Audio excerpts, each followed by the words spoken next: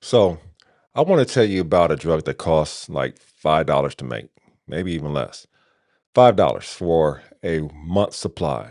Telehealth are selling it anywhere from less than $100 to 200 bucks per month, depending on the version. Still making money hand over fist. Patients who couldn't afford the $1,000 brand name were getting access to medication that was genuinely changing their lives, managing diabetes, losing weight, reducing cardiovascular risk. And now the government is trying to shut it down. Not because it isn't working, not because people are dying in the streets, but because two of the most profitable pharmaceutical companies on the earth had a little chat with the White House. And somewhere in that conversation, a deal got made. This is the story of that deal and what it cost you. Let's start with the basics because if you don't know what a GLP-1 is, you somehow missed the biggest story in medicine for the past 4 years. GLP receptor agonists, semaglutide and tirzepatide, are the two you need to know. They are the active ingredients in drugs you've definitely heard of: Ozempic, Wegovy, Mounjaro, Zepbound. They were originally developed for type 2 diabetes. Then researchers noticed something remarkable. People taking them were losing significant amounts of weight. Not a little weight, 20 to 25% of their body weight in some trials was lost. And beyond weight, they were showing reduced cardiovascular risk, improved kidney function, lower blood pressure, all significant things. These are not lifestyle drugs for vanity. They are treating a metabolic disease that kills hundreds of thousands of Americans every single year. Demand exploded. Novo Nordisk and Eli Lilly, the two companies that make these drugs, could not keep up. The FDA put both semaglutide and tirzepatide on the official drug shortage list in 2022. And here's where the story gets interesting. Under federal law, when a drug is on the shortage list, compounding pharmacies are allowed to make it. Compounding, mixing medications to spec for individual patients, is a legitimate, regulated, long-standing part of American pharmacy. And it's how millions of people suddenly got access to drugs they otherwise could not afford. Because here's the price reality. Wegovy, the name brand Novo Nordisk semaglutide drug, has a list price approaching $1,300 a month. Zepbound for Eli Lilly, over $1,000. Insurance, most plans don't cover it for weight loss. Medicaid, only 13 states cover it at all. Compounders were selling it for a few $100s to maybe $400 to $500 a month, depending on the version. Now, the ingredient cost, literally the raw material, was estimated at less than $5. So you had a functioning, affordable, accessible market, millions of patients getting medication, telehealth companies building businesses around it. Everything was humming along. And then in late 2024 and early 25, the FDA declared the shortages over after Eli Lilly and then Novo Nordisk said there was no shortage. And the FDA took their word for it. Now, there was still a bottleneck. They may have been able to produce the medication, but they couldn't get it through the distribution pipelines. So there were shortages in various places. But both Novo Nordisk and Eli Lilly, along with the FDA, they aren't just trying to close the door, they are trying to weld it shut, brick it over, and build a parking lot on top of it. Now, here's the regulatory squeeze: every layer. Let me walk you through what the FDA actually did because it wasn't one dramatic announcement. It is a slow, methodical dismantling, layer by layer, that reads less like regulatory process and more like legal strategy drafted by Eli Lilly's outside counsel. Layer one: declare the shortage over. Once the FDA removes a drug from the shortage list, compounders lose legal basis to make copies of it.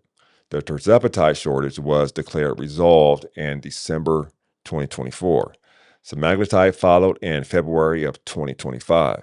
Now, the FDA said supplies were stable, but stable was doing a lot of work there. Novo Nordisk and Eli Lilly said they had supply. Whether every patient in every part of the country could actually access it at the price that they could afford is a different question. The FDA didn't ask that question. The FDA explicitly ruled that affordability is not its problem. We'll come back to that. Now, layer two, the essentially a copy redefinition. Compounders are clever people. When the shortages ended, many tried to reformulate their products slightly, adding vitamin B12 or niacinamide to argue their products were meaningfully different from the branded versions and therefore still legal.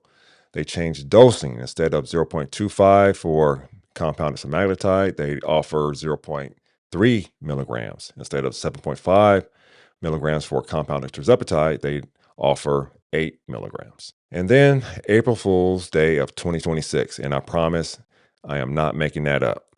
The FDA dropped new guidance. A compounded GLP-1 is considered essentially a copy if it contains the same active ingredient, uses the same route of administration, and the strengths are within 10% of the commercial product. It doesn't matter what else you put in there. Add B12, still a copy. Add a different vitamin, still a copy. The B12 workaround used by the majority of the remaining market was dead. And then layer three, the 4 prescription cap. This one is almost comically punitive.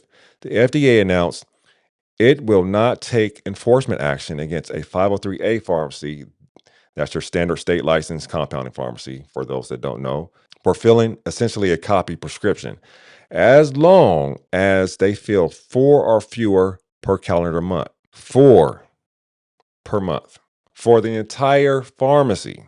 A telehealth platform might have thousands of GLP-1 patients. A large compounding pharmacy might fill thousands upon thousands of prescriptions a week. 4 per month is not a regulation. It is a shutdown notice written in bureaucratic language. Now, layer 4, cross-state shipping requirements. The proposed Safe Drugs Act would impose a new annual FDA reporting obligation on any compounding pharmacy that ships across state lines. That sounds reasonable until you realize the entire telehealth model, which is how most patients access compounded GLP-1s, depends on interstate shipping. This isn't oversight, it's sand in the gears. And then layer 5, pre-inspection requirements for 503B facilities. Under the same proposed legislation, any 503B outsourcing facility that's the larger FDA registered bulk compounding operations would have to pass a full FDA inspection before starting work on any new drug, and then have biennial re-inspections for anyone making more than 100 products in a year. Again, sounds fine in principle, except the FDA already has a massive inspection backlog. In 2025, 81% of newly registered 503B facilities had never been inspected. So, what you're creating is a system where the gatekeeper is also chronically understaffed, meaning the gate stays closed, not because companies failed inspections, but because the inspector never showed up. And then layer 6, uncapped fees. The Safe Drugs Act also eliminates the current cap on what 503B facilities pay in annual establishment fees, giving HHS the authority to set them at whatever level it considers appropriate. Higher fees get passed directly to patients. That means the price advantage of compounded over branded narrows and eventually altogether disappears. And lastly, layer 7, the permanent ban, proposed April 30th of 2026. This is the kill shot. The FDA formally proposed excluding semaglutide, tirzepatide, and liraglutide from the 503B bulk list entirely, finding no clinical need for outsourcing facilities to compound them. If this is finalized, it closes the door forever, not just for now, not just until the next shortage, forever. ever, even if Novo Nordisk and Eli Lilly ran out tomorrow. No 503B compounder could legally step in. The public comment period closes June 29th of this year. If this affects you or someone you know, that is where you go to say something. And here is the agency's exact reasoning for why this is justified in their own words. The FDA does not interpret supply issues or affordability as constituting clinical need. Say that out loud, slowly. 1 million people can't afford this drug and they need this medication. The FDA looked at that and said, not our problem. Now let's talk casualties. So what happens to the businesses that built this market? ProRx and BPI Labs stopped producing GLP-1s in April of 2026. Metasource shut down in March. Olympia Pharmaceuticals exited in 2025. Hims and Hers, one of the biggest telehealth players in the country, which had been offering compounded semaglutide at $49 a month, announced a strategic pivot to branded medications in March 2026. The month before that, the Department of Health and Human Services referred them to the DOJ for potential compounding violations. And Power Pharmacy, one of the largest 503B compounders in North America, received FDA warning letters in April of 2025 citing insanitary conditions, inadequate quality control, and microbial contamination issues. Additionally, Eli Lilly filed 2 separate lawsuits against them. A Texas family is also suing the company over a loved one that died using their semaglutide product. Now, here's where I want to be fair because I think fairness makes this story powerful, not less. Some of these safety issues were real. Bad actors in the compounding space were cutting corners, and Power had legitimate violations. The Mochi Health affiliated pharmacy in Washington state was shut down by the state as they were caught using Alibaba vials that broke and the glasses made it into the vials that were shipped out. They were also using day laborers for compounding and packaging. The question is not whether the FDA was right that some compounders had problems. The question is whether the solution to some bad actors was to shut down the entire regulated market, and whether that decision happened to perfectly align with the financial interests of 2 companies that were simultaneously closing deals with the White House. Now, let's talk about the deal and follow some of the money. November 6, 2025, President Trump stood in the Oval Office and announced landmark deals with both Eli Lilly and Novo Nordisk. Most favored nation pricing is what they were calling it. Reduced costs through a new government platform called Trump RX. Medicare coverage for obesity drugs for the first time through a pilot program, but the law still needs to be changed by Congress for that to be a full program. Trump called it, quote, the most important of all the most favored nation announcements we've made, unquote. The company's CEOs were glowing. Eli Lilly's David Ricks said today marks a pivotal moment in U.S. healthcare policy and a defining milestone for Lilly, made possible through collaboration with the Trump administration. Collaboration.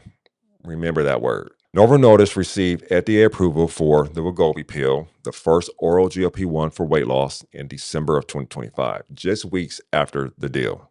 Eli Lilly's oral GLP-1 pill, orforglipron, received a national priority voucher that dramatically accelerated its FDA review timeline with a decision that came about in early 2026.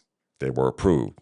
Novo Nordisk also filed for approval for CagriSema, a most powerful next-generation injectable combining 2 mechanisms of action, also in late 2025. New products in the pipeline, awaiting FDA approval. And what exactly did these companies get for their cooperation? The Senate Finance Committee's ranking member, Ron Wyden, put it plainly in a report called, and this is the actual name, Trump's Big Pharma Giveaway.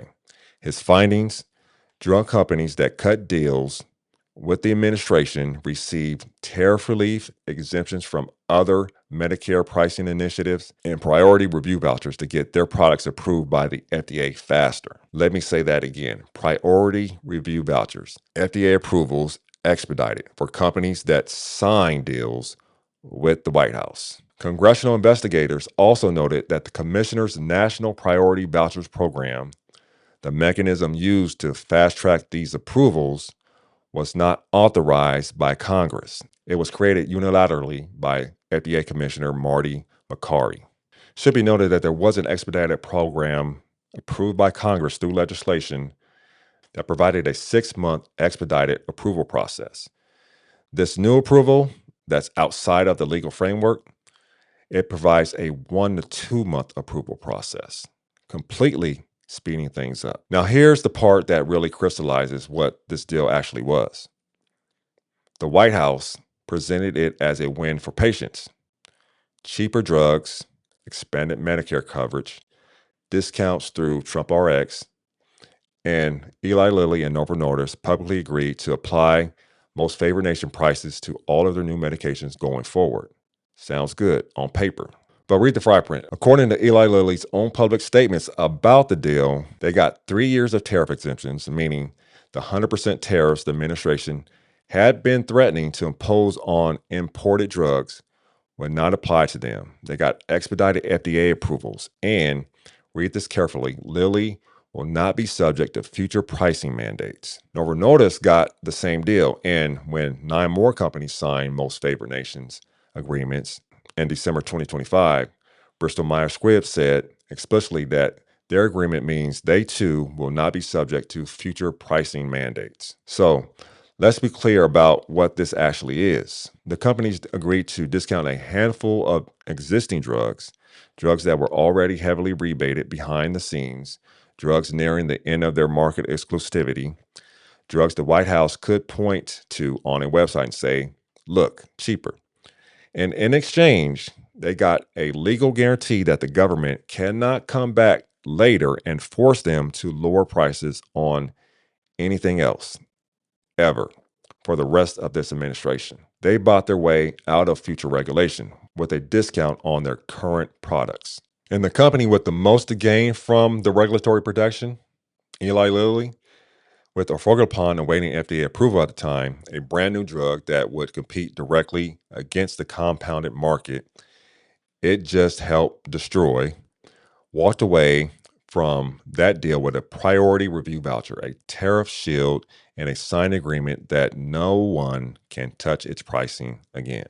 That's not most favored nation pricing. That's a most favored company deal. And then there's the dinner that preceded all of it. On December 4th, 2024, before Trump even took office, RFK Jr. and Trump dined at Mar-a-Lago with the CEOs of Pfizer and Eli Lilly and the head of Pharma, the pharmaceutical industry's top lobbying group. Senator Wyden formally demanded to know whether Medicare drug pricing negotiations were discussed at that dinner. He never got a straight answer. The combined profits of the 15 companies that signed deals with the Trump administration jumped 66% in 1 year to $177 billion. That's billion with a B. You heard that right. These are the companies that got the most favored nation pricing. Their profits went up 66%. Senator Wyden's Democratic colleagues introduced legislation to force the administration to disclose the full terms of these deals. The White House declined. Both these parties, in the Democratic House leader's words, appear to be attempting to shield themselves from oversight. Now, let's move on to the pattern. This is how it works now. Here's why this matters beyond just the pharmaceutical industry. Because this isn't a one-time thing. This is a pattern. And once you see it, you can't unsee it. First, we're going to talk about the law firms. When Trump targeted major law firms with executive orders threatening their government contracts, stripping lawyers of security clearances, banning them from federal buildings, many of the biggest firms didn't even fight back. They cut deals. At least 9 major firms committed hundreds of millions of dollars in pro bono legal services to the causes the Trump administration supports. Bloomberg Law called it what it was, a quid pro quo. One law professor said it was a violation of the legal ethics and the rule of law. So far, firms have committed at least $940 million in deals with the White House. And then Trump asked some of them to help negotiate trade deals and work on coal industry revivals. Because when you make a deal with the White House, apparently the terms are flexible. Then we can move on to the broadcasters. Paramount was awaiting FCC approval of its $8 billion merger with Skydance Media. Trump had filed a lawsuit against CBS and 60 Minutes, a lawsuit legal experts widely described as meritless over how the network edited a Kamala Harris interview. In the weeks before the FCC approved the merger, Paramount had settled the lawsuit for $16 million. Skydance CEO David Ellison also promised to eliminate all DEI programs at Paramount, to also rule out ideological biases in CBS News coverage, and, according to Trump himself, provide $15 to $20 million in free public service announcements aligned with the administration's agenda. The merger was approved on July 24th of 2025. House Democrats launched an investigation, writing that the FCC's decision came only after Skydance and Paramount agreed to provide millions of dollars in payments and free services to Donald Trump himself. Trump, for his part, bragged about it openly. He said, "The last time I went after ABC fake news, they gave me $16 million. This one sounds even more lucrative." And now we can move on to Amazon and Jeff Bezos. Back in October 2024, with the election just 2 weeks away, the Washington Post, which Bezos owns, had its editorial board ready to endorse Kamala Harris. The endorsement was drafted, it was done, and then Bezos personally killed it. On that exact same day, Blue Origin executives were meeting with Donald Trump. Bezos said the timing was simply a coincidence. More than 200,000 subscribers canceled their accounts in 48 hours. Nearly a third of the editorial board resigned. That might have been the end of it. But then Amazon paid $40 million to license a documentary about Melania Trump, described by The Hollywood Reporter as the most expensive documentary deal in history. Melania personally pocketed roughly $28 million of that. The deal was announced weeks after Bezos dined with Trump at Mar-a-Lago. One ethics expert said simply, "It just looks like it's buying access and buying favor."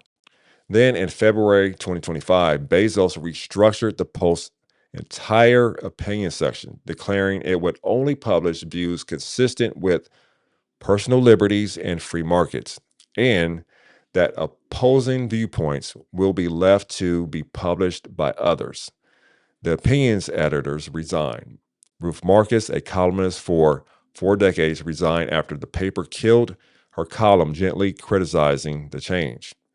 She described her own column as meek to the point of embarrassing. It didn't even mention Bezos' relationship with Trump, and it still got spiked. Meanwhile, Blue Origin CEO Dave Limp made multiple trips to the White House. By June 2025, Bezos has spoken to Trump at least twice, lobbying for more NASA and defense contracts. Amazon Web Services, Blue Origin, NASA contracts, defense contracts, FTC antitrust scrutiny. Bezos had a lot of reasons to make friends. The pharmaceutical companies, the law firms, the broadcasters, the tech billionaires, different industries, same calculations, same playbook. What does the government have that you need? What are you willing to pay for it? And can you make it look like a public benefit while you're doing it? So what is the human cost? Who actually pays? Here's where we have to stop talking about corporations and start talking about people. Because this is all very interesting as a political story. The power dynamics, the backroom deals, the quid pro quos, it's compelling. But there are real patients on the other side of all of this, and they're getting crushed. The coverage collapse is what we're going to talk about first. The One Big Beautiful Bill, the Republican reconciliation package signed into law on July 4th of 2025, cut federal Medicaid funding by 15%. $1 trillion over 10 years. The nonpartisan Congressional Budget Office projects 11.8 million people will directly lose Medicaid coverage. Another 3.1 million will lose coverage under marketplace plans, and separately, 4.2 million more will lose ACA marketplace coverage due to the expiration of enhanced premium tax credits. That's potentially around 19 million people losing health coverage. The American Medical Association estimated the total impact at 11.8 million for Medicaid alone and called the bill an outrage when it passed. ACA premiums increased by 21.7% on average in 2026. For context, employer-sponsored insurance went up 6 to 7%. The ACA increase was 3 times higher than that. In real numbers, a 60-year-old couple making $85,000 a year sees their annual premiums rise by over $22,000. A single person making $32,000 sees their monthly premium go from $58 to $180. A 64-year-old near the subsidy cutoff could pay $11,000 more per year. On average, premiums for people who were receiving enhanced tax credits went up 114%, more than double overnight. And this is all happening while GLP coverage is vanishing at the same time. Only 13 state Medicaid programs cover GLP-1s for obesity at all, down from 16 a year ago. California, New Hampshire, Pennsylvania, and South Carolina all eliminated coverage in 2025 and 2026. On the ACA marketplace side, only 26 of 300 insurance carriers cover GLP-1s for weight loss. Overall enrollment for GLP-1 coverage dropped from 3.6 million in 2024 to 2.8 million in 2026. So you have more people losing insurance. The insurance that does remain, it covers less, and the affordable alternative, compounded GLP-1s, is being systematically dismantled. The Trump RX deal with Lilly and Novo prices injectable GLP-1s at $245 a month for Medicare and Medicaid patients. Better than $1,300? Yeah, but it's still more than double what compounders were charging. And for patients in states that don't cover GLP-1s for obesity, which is most of them, the Trump RX price might as well be $1,000 if there's no coverage behind it. For a diabetic patient on Medicaid in Pennsylvania who just lost coverage, $245 a month might as well be the moon. So all of this can lead people to the gray market. This is the danger that they are creating. Now, here's the part of the story that should generally frighten you. When you eliminate the regulated, affordable option, people don't just shrug and go without. They find another way. And the other way could be a nightmare. Chinese peptide imports to the United States doubled to 328 million in 2025. Online peptide advertising surged 678% since 2022. People are buying what claims to be semaglutide or tirzepatide from websites that sell it, labeled for research use only, without a prescription, without a doctor, without any oversight whatsoever. Now, for research use only is a legal fiction. It's a label designed to let sellers claim plausible deniability. We're not selling this for human use, while absolutely everyone involved knows exactly what it's being used for. The FDA knows it, Congress knows it, the sellers know it, and the people buying it know it too, because they are desperate and out of options. They get it as a powder, they have to reconstitute it themselves. They buy sterile water, they calculate the dose in milligrams, they mix it in a vial, draw it up in a syringe, figure out how much to inject without a pharmacist, without a physician, without instructions, just vibes and a Reddit thread. And independent lab testing found that gray market semaglutide samples had actual purity of 7.7 to 14%. The label said 99%. Endotoxin, a bacterial contaminant that causes fever, septic shock, and can kill you, was found in every single sample tested. A third of all gray market peptide products tested by a major lab failed basic quality checks. U.S. Customs seized over 5,000 individual smuggled GLP-1 shipments coming from China between December 2025 and March 2026 alone. Among the shipments, products declared as non-sterile liquids, even though GLP-1s must be sterile to be safe. Products with fake manufacturer addresses. One of them even had JW Marriott Hotel listed as the manufacturer. I genuinely wish I were joking. In June 2025, federal agents raided the warehouse of Amino Asylum, one of the largest domestic gray market peptide vendors. The site went offline and operations ceased. The industry called it a turning point. A Utah physician was federally indicted for buying Chinese peptides through a middleman, including semaglutide, tirzepatide, and other compounds, making his own labels and distributing them to over 200 patients. And even inside the legitimate U.S. supply chain, counterfeits have been circulating. In April 2025, the FDA seized several hundred units of fake Ozempic. In December 2025, more counterfeit Ozempic was found at legitimate pharmacies carrying a real lot number packaged to look identical to genuine products. The WHO has been tracking counterfeit Ozempic found in 16 countries. In 2023, a woman in UK bought what she thought was Ozempic. It was actually insulin. She went into a diabetic coma and nearly died. The adverse events are stacking up. The FDA is using patient safety as justification for shutting down regulated, inspected, and licensed compounders. And the direct, predictable, and entirely foreseeable result is that patients who cannot afford brand name drugs are buying Chinese powder off Instagram, mixing it in their kitchens and injecting it without medical supervision. The compounders who got warning letters had FDA inspections, adverse events reporting requirements, pharmacist oversight, licensed prescribers, sterility standards, quality testing. The gray market has none of that. None. The FDA is trying to eliminate the regulated alternative and leave patients with an unregulated one. And then, with a straight face, points at the resulting harm as proof they were right all along. In closing, I want to connect the dots. So let's go back to where we started. A drug that costs $5 to make, a government that declared the affordable version illegal, a pair of pharmaceutical companies with pipeline drugs awaiting FDA approval that walked away from a White House meeting with priority review vouchers, expedited regulatory timelines, tariff exemptions, and a contractual guarantee they will never face another pricing mandate. Profits up 66%, patients in the gap. Is this a proven smoking gun quid pro quo? No. The full terms of these deals have never been publicly disclosed.